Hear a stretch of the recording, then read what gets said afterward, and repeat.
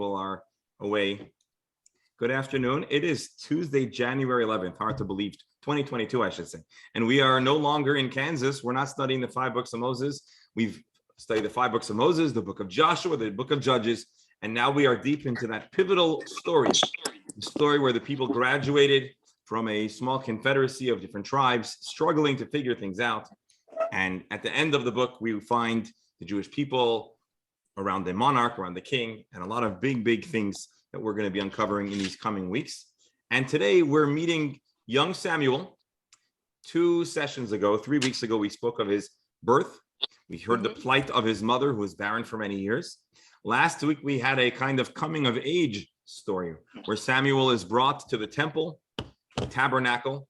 He's raised at the feet of Eli, the high priest. Eli's 2 sons are up to no good. They were really troubling people, abusing their power in a very devastating way, to the point that God admonishes Eli, and God even gives Samuel a prophecy that says that the house of Eli is going to lose its prestige. They're going to lose their position, their authority, and they're going to even be at a disadvantage in the priestly society, wishing and hoping for any kind of way to subsist. A tragic end to a great man, Eli. And then we have a contrast of Samuel, who's a wonderful, conscientious, God-fearing, caring, bright, well-spoken individual. And today we're going to see a little more. Last week we saw the turmoil and the turbulence that existed within the temple compound, within the elites. Today we're going to uncover a devastating event that affects the Jewish society more broadly. And it's a sad story, and it's going to bring to mind where Samuel is needed. And it's going to be events that ultimately lead towards further growth. But this week or at least the first chapter we're going to see today, is certainly a downer. It's a sad story, not a triggering story, but a sad story. It's a story of Jewish loss in the battle and mistakes. And we'll see also the end, the fulfillment of the prophecy that we read 2 weeks ago, last session, about how both sons will pass on a single day. And we're going to see the downfall of the house of Eli. If I had to give a title to today's chapter, I would say the downfall of the house of Eli. It's depressing, but from the ashes. What did you say? The downfall? The downfall of the house of Eli. Oh. Eli was the high priest. But from the ashes emerge blessings and hope and optimism. And so I'm just giving you the spoiler and the context so we can appreciate what we're going to be seeing. So as we go along to the end, we're going to come across that this is a blessing in some kind of on a national level. This is Samuel coming to his prominence and his ability to lead. But for the house of Eli, it's a very devastating chapter, and we already knew this because we saw last week that God says that they're going to lose their prestige, and they're actually, a number of the members are going to lose their lives. And so on one hand, it's sad. On the other hand, remember, these were really dastardly men that were abusing their power and doing terrible things. And that's the story. Let's share the screen. Let's get started. And again, I want to thank everyone here for joining us on a Tuesday. It's a little overcast, a little rainy, but still there's a lot of things you could choose to do today, and yet you chose to give me another shot, and I'm grateful for that. You better believe it. Yeah. So I'm grateful for that. It's good to pass up. Yeah, you had a joyous occasion. It's not the time to rush from one place to another. Well, I would have preferred to give you all advance notice, and I didn't. Well, let's get started. Oh, that's and okay. If you're willing to forgive me, I'll stop bringing it up. But I think so. I did want to express my gratitude that you gave me another shot and that you're here today. All right. Samuel's word went forth to all of Israel. That's a fancy way of saying people start to know about Samuel. But how does everyone come to know of Samuel is because of the events that follow.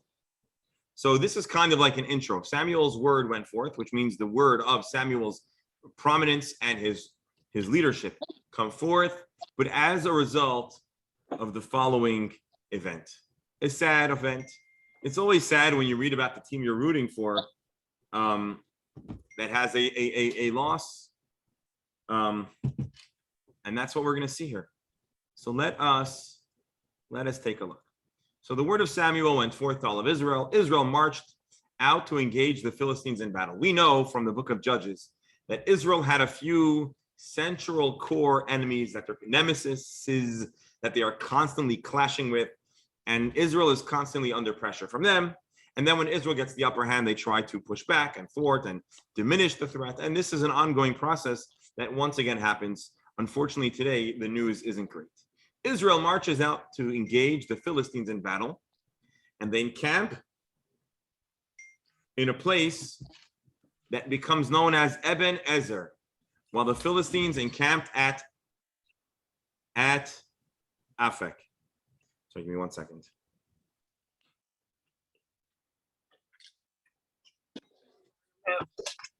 So they're about to go to battle. We don't.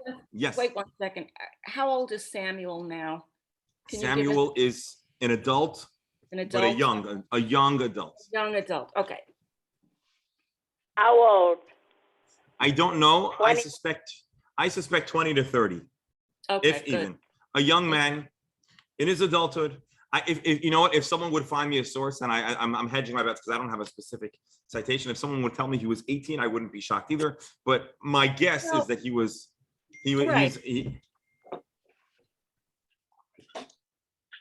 Pardon me, just another second.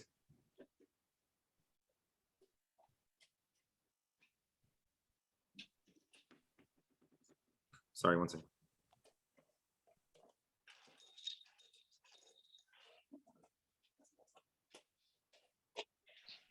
All right. The Philistines arrayed themselves against Israel, and when the battle was fought, Israel was routed by the Philistines. Israel lost, who slew about 4,000 men on the field of battle. Oh, So Israel loses this battle. You know, they say you win some, you lose some.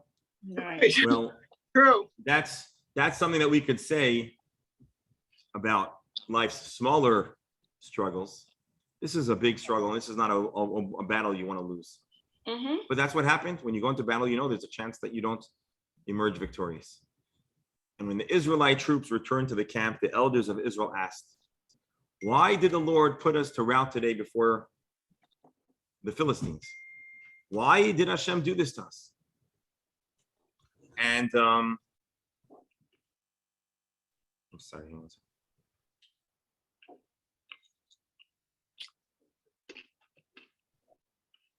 Why do we lose? You know, whenever there's a failure, a loss, there has to be what's the right word? A reckoning. Oh, right. So there's grief for the loss, but there's also a reckoning. What went wrong? And here the question isn't simply when you're the Jewish people and you're the men of God or the people of God, you don't just ask, hey, what was our strategy that was wrong? You ask, did we do something spiritually inappropriate? Why did the Lord put us to rout today before the Philistines? Let us fetch the ark of the covenant of the Lord from Shiloh. And they think that they need some super secret technology. What is the super secret technology? Spiritual warfare. And they say, you know, when Moses fought battles, they took the ark, and the ark brought God's blessing. If we take the ark, thus he'll be present among us, and God will deliver us from the hands of our enemies. So they thought that they needed to take the ark with them into battle. And as we're going to see, this just compounds the tragedy, compounds the loss, and Yeah, I mean, the demoralized. If they take the ark into battle, I mean, they could lose that. They could lose the ark. Yes, and that's actually what's going to happen.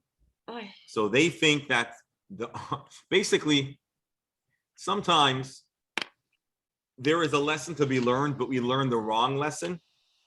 And mhm. so here there was legitimately a lesson to be learned, but they learned the wrong lesson. The lesson wasn't, oh, go take the ark into battle. The lesson probably was something about a moral upgrade, not take. Sometimes the way you get God is not by taking him, but by feeding and connecting, right? So, you know, we think that, anyways, the parable, the story is good enough. I don't need to give any further analogy. And so the troops send man to Shiloh or to Shiloh, and we have the two famous villains, Eli's two sons, Hophni and Pinchas. They were the mobsters. They were running the show. They were in charge of the Ark of the Covenant of God, and they agree. This is a serious dereliction of duty. They agree to take the Ark. They figured they want to have the center of attention. They love attention. And so if they could just take that Ark and march into battle and the Jews are victorious, well, then more riches, more honor, more presence. And that must have been their thinking. And so they brought down from there the Ark of the Covenant of the Lord, of the hosts, enthroned of the cherubim. So we know the Ark of the Covenant has these two figurines, cherubs, and inside are the tablets that Moses brings from Sinai. This is like the most precious, and I don't really like to use this word, but let's say the most precious relic, the most precious spiritual item the Jewish people have, and they're going to try to use this in battle. Yeah, but And would Samuel have he wouldn't have wanted this, would he? no, Samuel is too young. So this is the moment that he comes. Think about all of our lives. We have not everyone has this, but sometimes there's a moment that we're thrust into a leadership position. Even in our families, there's a moment when one day we wake up and say, hey, I'm in charge here. And I'm the macher, right. I'm the macher. Or I'm the mom, I'm the dad, I'm the grand. Everyone in their own situation has the moment where they realize, hey, I'm the one that has to be the adult in the room. Right. And a lot of times we're in denial. I'm not saying that Samuel was in denial, but a lot of times it takes a specific event to make us realize that we're actually an adult. And all of us have moments of denial. We still think that we're that kid from, and we're constantly coming to terms with the responsibility and the opportunity that come with adulthood and freedom.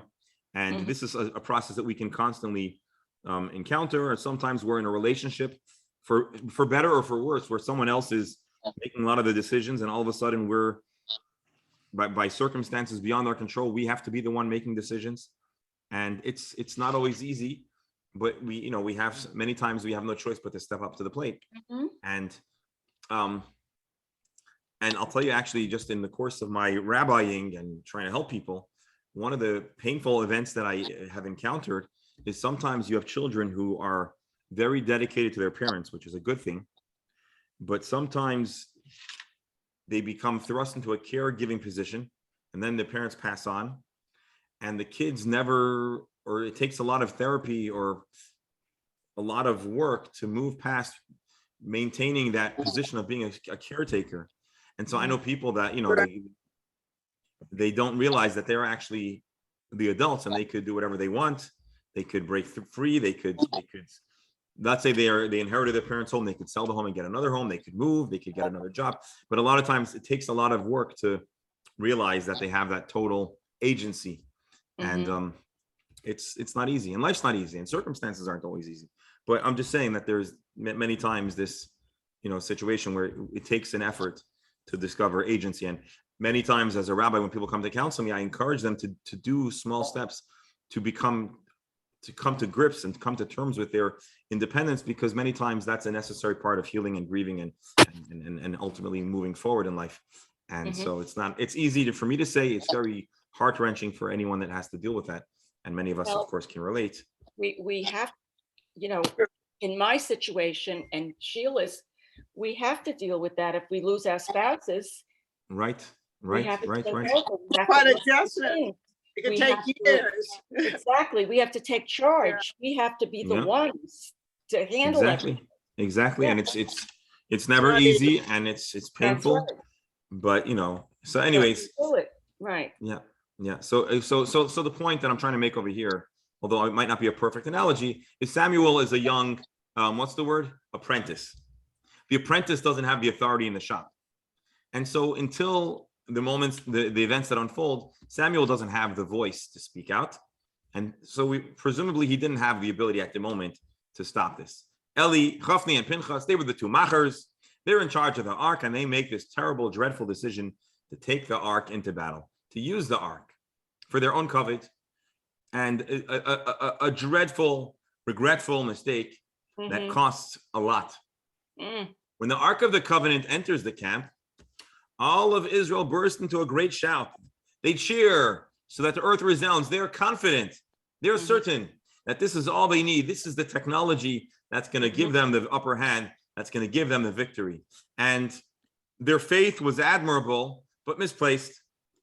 The Philistines hear the cheering and they wonder, why is there such loud shouting at the camp of the Hebrews? Did they discover a new weapon? And when they learned that the ark of the Lord had come to the camp, the Philistines were frightened. They said, God has come to the camp. And they cried, Oy vey, oy, woe to us. You want to see, if you read a little Hebrew, Vayomru, and they said, Oy lanu, oy. So if you think oy is a modern invention we invented for our Yeah. aches and pains, no. The Philistines were already saying, oy, woe to us. Nothing like this has ever happened before. It's like discovering that your enemies have firearms and all you have is a bow and arrow or a sword. Right. They are devastated, the Philistines, because they Mhm. think that Hashem, the Almighty God, is going to intervene on the Jewish people's part. Mhm. Woe to us! Who will save us from the power of this mighty God? He is the God who struck the Egyptians with every kind of plague in the wilderness. So the Philistines have a healthy degree of respect for the Mhm. ark. Unfortunately, as we're going to see, the Israelite confidence and the Philistine fear becomes unwarranted. The Philistines had to give themselves some extra pep, an extra speech. And so their leaders are saying, brace yourselves, be men, O Philistines, or you will become slaves to the Hebrews as they were slaves to you. We don't want to lose our dominance. Be men and fight. So you can imagine the generals are screaming them. You can make a movie out of this. Again, we'd prefer to take the Israelite side, but they're telling their men, get ready, prepare, be men. The Philistines fought, and Israel was routed, and they all fled to their homes. So the Israelites, even with this They superpower, lost again. Aye. they lost. The defeat was very great. Remember, the numbers of population back then were not like today. 30,000 foot soldiers fell there. So in 2 battles, 34,000 men. Oh my God. This is devastating. You know, we once were theorizing in discussions past about why in biblical times there was polygamy, where if men had multiple wives. And we could imagine one of the reasons it's permitted in the Bible, but one of the reasons why it might have existed was because there were so few men, because that, you know, the odds of a man surviving into adulthood and past Right. military age was a Right. flip of a coin. Mhm. And and they fled in total disarray, total defeat. And the worst, the unthinkable, the unimaginable, Aye. probably the greatest crisis that hits the Jewish people since their arrival to the land of Israel. The Ark of God was captured, and Eli's 2 sons, Hophni and Pinchas, were slain. Anyone remember the prophecy? That they're both going to die on the same day that God tells Eli, the high priest? It happens. Now imagine, let's look, we know we have retrospect and we have the Bible testimony testifying, and we have individual evidence that these 2 young men were up to no good. They were terrible people. But we could imagine that probably the masses didn't have this report. The masses probably thought they were the up and coming leaders of the people of Israel. So you could imagine how demoralized they must have been. The Ark of the Covenant is lost. Never happened before in Jewish history. The 2 up-and-coming leaders, both in the same day. This is absolutely Was devastating. that the only ark they had? Was that it? This was the ark. The ark. The Right. ark from the tabernacle. The Mm. ark that has the original tablets. Oh my God. Mm. This is like something that you can't really afford to lose. Mm. The ark was captured. The sons were slain. A Benjaminite ran from the battlefield and runs to Shiloh the same day. In mourning, his clothes were rent. There was earth on his head.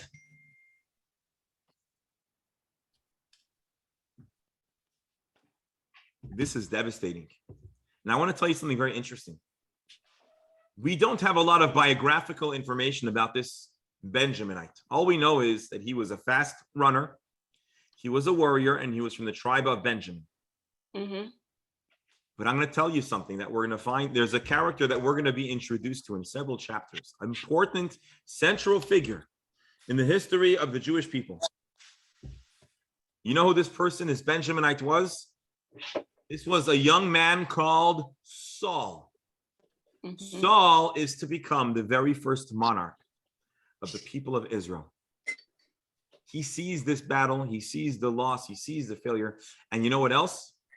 He did something absolutely heroic. You know what he did? He sees the ark being seized by Goliath. We don't see a mention here. We'll meet Goliath soon, right? David and Goliath. Mhm. Well, Goliath was in this skirmish. Goliath, according to the tradition, is the one who seizes the ark. And Saul can't defeat Goliath. He cannot free the ark, but he snatches the tablets out of the ark and he saves them. This is Saul does this? This is Saul. This is not in the biblical text. This is in the commentaries based on the Talmud and Where other is parts of it. Samuel when all this is going on? Samuel is a young Levite intern still at the tabernacle. Okay. And so the Benjaminite Saul runs from the battlefield. He arrives to Shiloh in mourning. He arrives and he finds Eli, the high priest, sitting on a seat, waiting beside the road. He hears that the ark goes into battle. And he knows this is not good. His heart trembling for the ark of God. He is so nervous. He's so anxious. What if they fail? What if the ark is stolen?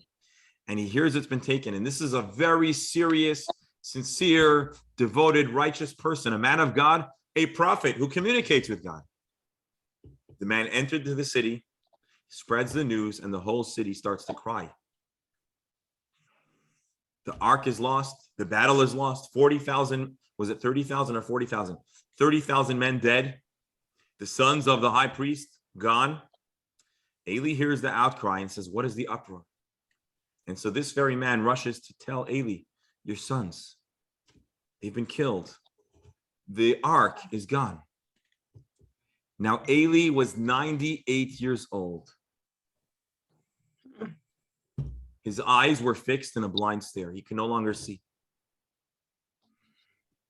By the way, 98, I believe, for that era was considered a ripe old age. It was a good, the lifespan then was much shorter than the biblical lifespans.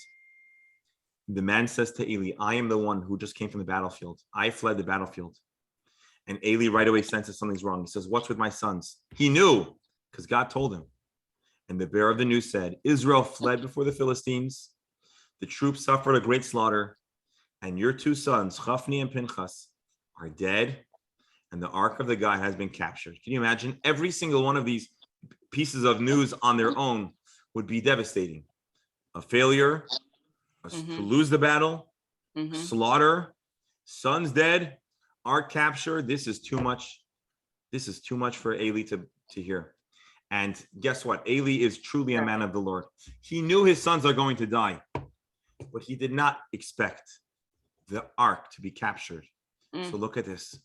When he mentioned the ark of God, Eli fell backwards off the seat besides the gate. He broke his neck and passed. He was an old man and heavy, and he had led the Jewish people for 40 years. And this is his end. A sad story. Again, he lived a ripe old age. He lived a fruitful life. He led the Jewish people faithfully. But this is a sad, tragic, and devastating end. So Samuel did not go into battle, or he did go into battle? I'm confused here. At this point, Samuel did not go. At this point, Samuel did not go into battle. Only the two sons of Eli go into battle. Okay, but it said in the beginning of all of this that Samuel went into the battle. So that's the confusion. It says Samuel. No, it says Samuel became well known as a result of the following episode. So he never went into battle. No, and so the following episode is the passing of the high priest and his two successors. And so now Samuel is the natural next person in line. But the tragedy to the house of Eli, remember I told you, the fall of the house of Eli. Eli's sons are gone. Eli's gone. His daughter-in-law. The tragedy is not over yet. His Okay. daughter-in-law, the wife of Pinchas, was with child about to give birth. Mhm. When she heard the report of the ark captured, her father-in-law and husband dead, she was seized into labor pains and she crouched down to give birth. So she's triggered by this bad news into labor. Mhm. And she too does not survive Ah, childbirth, which, as we know, in those days, tragically, many Died. folks didn't survive childbirth. childbirth, right. As a matter of fact, we've discussed this before. I know this because in my own family tree, but many families have half siblings. I mean, in the old country. And if you look into it, almost all the times, it's the same father, but multiple women, not because of divorce, but because of death and passing in labor. As she lay dying, the attendant, the midwife, tells her, "Don't be afraid. You have a son," meaning your child was born. She didn't respond or pay heed. She named her son Ichabod, or Chavod, meaning the glory has departed from Israel. So she's in mourning. She lost her husband. She lost her father-in-law. The ark is gone, and the name represents this terrible chapter, this terrible moment, referring to the capture of the ark, the death of her father-in-law and her husband. Mm. And she says, the glory is gone from Israel, for the ark of God has been captured. What a sad, depressing way for the story to end. As I said, this is the fall of the house of Eli. It's a terrible story. Mhm. A loss, a routing of the warriors of Israel, a loss of the ark. So, but I want to give you some good news. The ark, We need it. the Yeah. ark is Hear the me out. ark. By the way, do you hear the beauty? The story is sad, but you hear how well composed and how rich and the presentation of the story is. You can kind of almost feel the heaviness of the moment by the way it's portrayed in the book of Samuel. This is chapter 4 of Samuel. The good news is the ark's going to be restored. It's going to come back home, and it's going to even be brought into a temple that's built, led by a future monarch who's going to lead the Jewish people with pride. And so the point is, it's a long way off, but ultimately this wrong is righted, and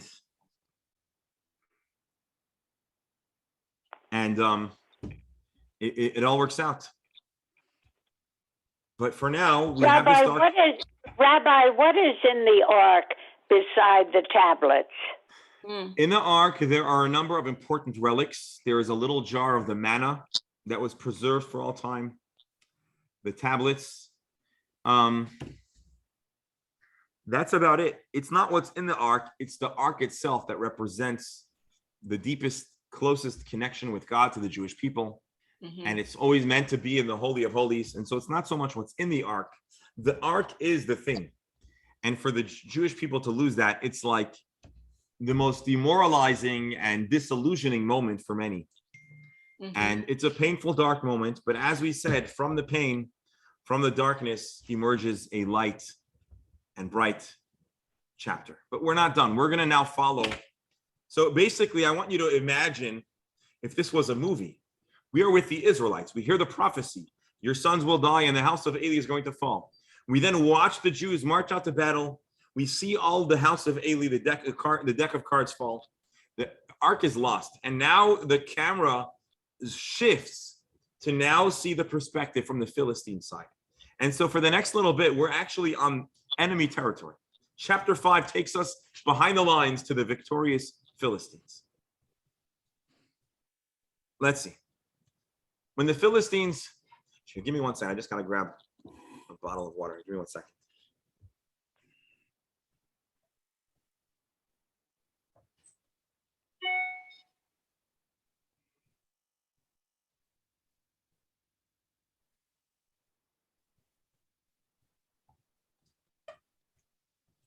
All right, we're just going to go a little more. I know this is a very intense and heavy session.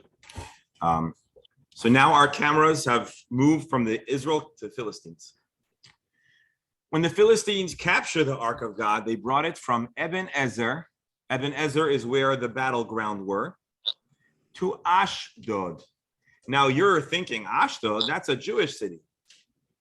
But as we know, Ashdod, which is on the border, The Mediterranean fine. Sea. it's on the border of the Mediterranean. And right now it's one of the cities that are fairly close to Gaza. Right. And right, yeah. So just again, I've just opened the map just for a moment. Don't worry, we're not going to fall too deeply into the map, but I just want us to visualize it. Here is Ashdod. Here is Jerusalem. Here is Hebron. Here is Beersheba. So these are like the important interior cities of Israel. And then on the coast, you have Gaza, Ashkelon, Ashdod. And then if you go a little further north, Rishon LeZion, Tel Aviv, Yafo. So Sheila, that would have been, I think, Zali's, right? That would have been his neighborhood. He lived in Deir Yosef. That was about a suburb, which was, it wasn't noticeable. It was a very poor place with government after actually the vast immigration in 1949. Wait, where was after this? 1948. He lived in Deir Yosef. It was close to Tel Aviv. Right, what's it And, called? Deir Yosef. Adir about- Yosef. Deir Yosef. It's about, it's so little you could blink. But what happened over the years, we go by and by, they were talked about taking all these government little places where they, after the Jews who came from all over the world or came from Shanghai, they were put in British barracks. And then there was such an influx of people. And then eventually they had some government housing, whether you had 4 people in your house, 5, you had like one little living room that was tiny, everyone slept, a little kitchen, really nothing to cook on except a little wick. Wow. A bathroom, no hot water. They used to have like that back in the time. They used to have ice wagons that delivered the ice. Yeah, Wow. very small. anyways, He lived there all his life, actually, until he went in the military. That's where he lived. Yeah.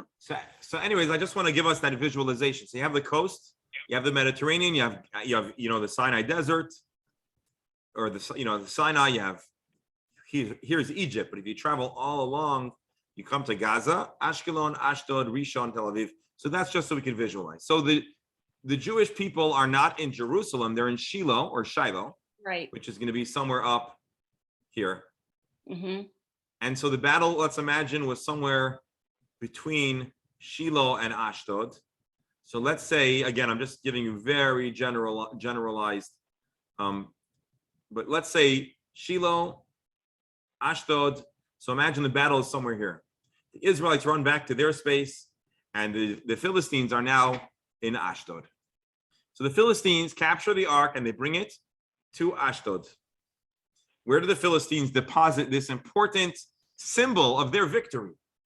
The Philistines took the Ark of God, brought it into the temple of Dagon, and they set it up besides Dagon.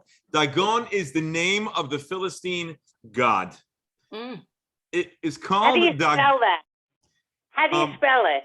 So here they're spelling it D-A-G-O-N. D-A-G-O-N. And as we know, the Philistines were a seafaring tribe, and they worshipped sea life, and so their god has a form of a marine creature. Mhm. And that's the word Dagon is like the word dog. In Hebrew, dog means fish. So Dagon means the fish or a sea god. That was the Philistine god. For those that have the maps, I'm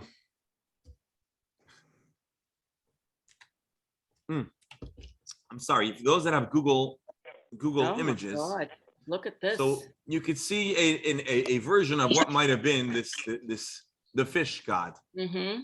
Dagon. Mm-hmm. And so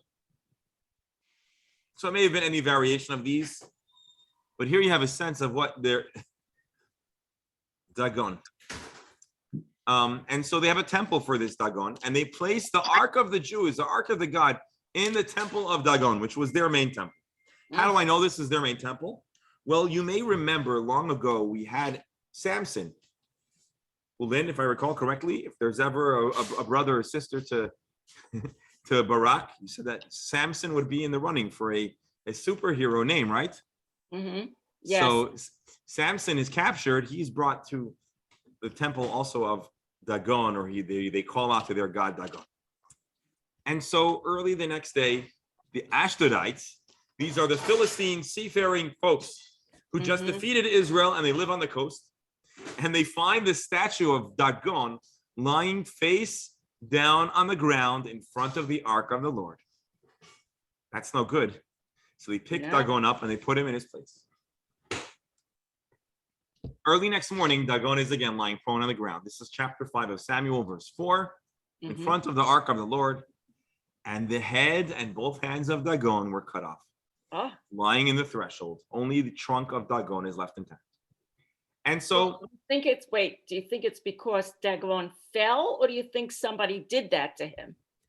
So the insinuation over here is that having the ark of the Israelites in the temple of Dagon is bad news for Dagon.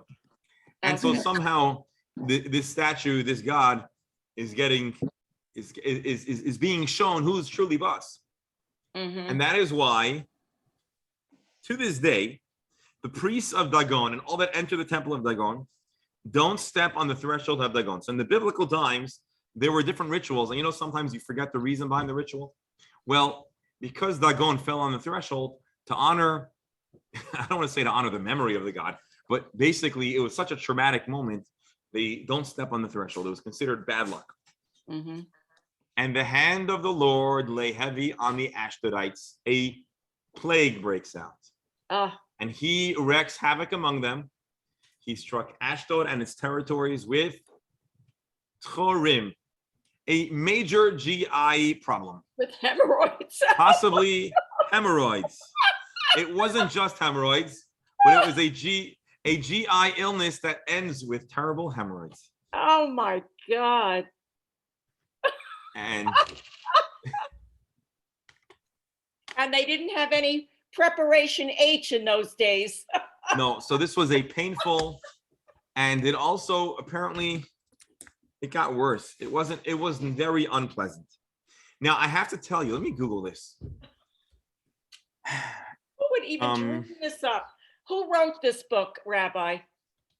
This is a recounting, maybe it was Rabbi. Samuel, maybe it was the prophet. I think it was the prophet Jeremiah. I think it was the prophet Jeremiah who records this. But this is this ancient Israel. Pardon me, I'm going to Google. I don't know if you saw this. There was recently a headline that they found and studied. Oh my God. Check this out.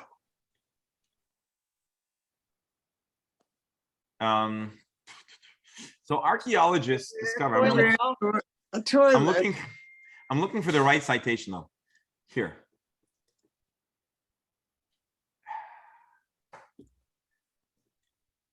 I mean, this is the kind of story that belongs in a tabloid, but this is real. Ancient toilet reveals dangerous parasites once plagued Jerusalem's elite. Oh my God. Archaeologists discover an ancient toilet. We're all mature adults, so we can handle this. Most people did not have toilets 3,000, 2,500 years ago.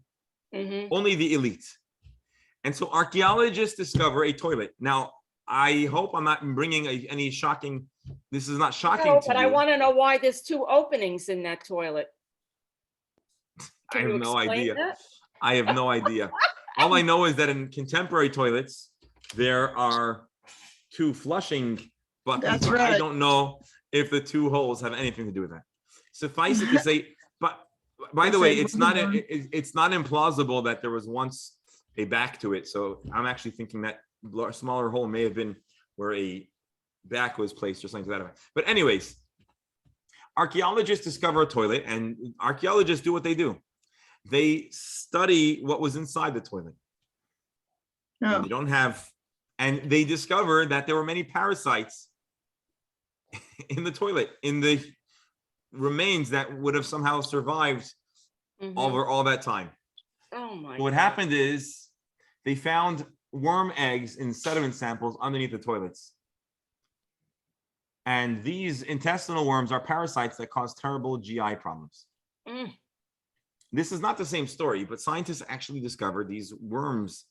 I could pass on that a little bit, the detail, thank you. So Okay, yeah, we're So they found worms in there. Okay, but these weren't the toilets in those no. days, So They this didn't is have not. toilets, right? This is not just no. Most people didn't. So this is not the story of our story, but I'm just saying Right. that there were a variety of maladies, and so the Ashdodites have an outbreak of terrible GI soris. We get the We'll- picture, We'll get no more graphic than that. thank you. When the men of the Ashdod saw how the matter stood, they said, "Oi, we cannot have the Ark of Israel in the Ark of the God of Israel cannot be in our territory. It's causing us great soris. It's causing our gods to fall and our GI tract to suffer." Oh my They sent God. a message. Unbelievable. I have to tell you, this is one of the more humorous. This is the Parts of best story yet. So then I did tell you it would get a little better. It's getting much better. They Those sent guys, message. they didn't find this that humorous, I think. They We did not played, find right? it. They did not No, find it I humorous. don't find enough. No, but they humorous. realized that the ark might be causing this. Is that? So they sent messengers and they assemble all of the lords, the elders of the Philistines. And now they have a question. We have this ark. What do we do with it? And so they said, let's leave the ark in another city called Gath. And so they now move the ark to the city of Gath. But now that they move it to Gath, there's another problem. Great panic. And the folks there too had a similar GI breakout. And so they ship off the ark to Ekron. And over there, they have the same problem. And they don't want the ark. Mhm. And Oh, they say, you know what?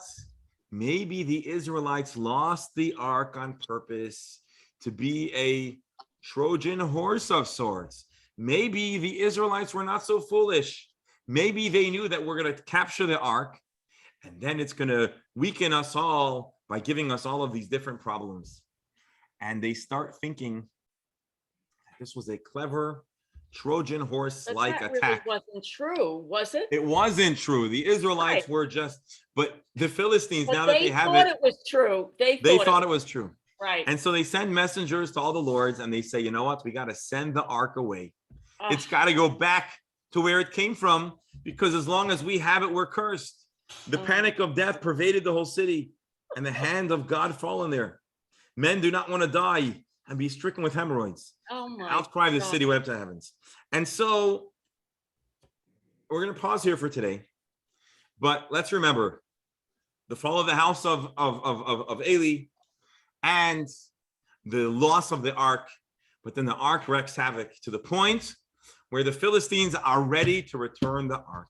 Mhm. Next They- week, God willing, we'll read the account of what happens as they attempt to restore the ark to the Israelites. How does that work out? Does it work out well? And so that, my dear friends, concludes today's story, This the was fall a of the... good one. I guess in a Rabbi, sense, we had a laugh, I suppose. This was a good one, I'll tell you. This Yeah, was these the best. things. So there we go. God willing, Yeah. next week we'll continue the story and the camera will shift from the Philistines back to Israel, and we'll see how the ark is restored once Okay, again. very And that good. concludes today's session.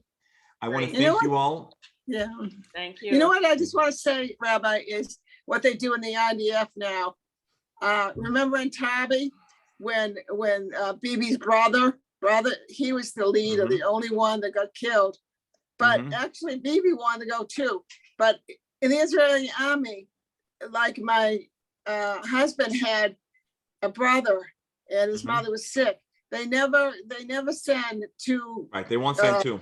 no, I think So you're that's. saying it's, you maybe they know, learned from this story not to send two brothers into the They same don't do combat. that. I mean, the heart of the Israelis, I mean, there's a war going on, but yet, and basically they try not to send two Yes. sons at the same Yes, yes, time. yes.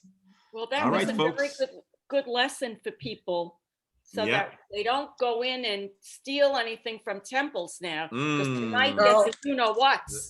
And so, so in Yeah, the modern, that's right. in the modern age, we have the curse, of the tombs, and so this is an old idea, an old story. And anyways, let's pray for blessings and health.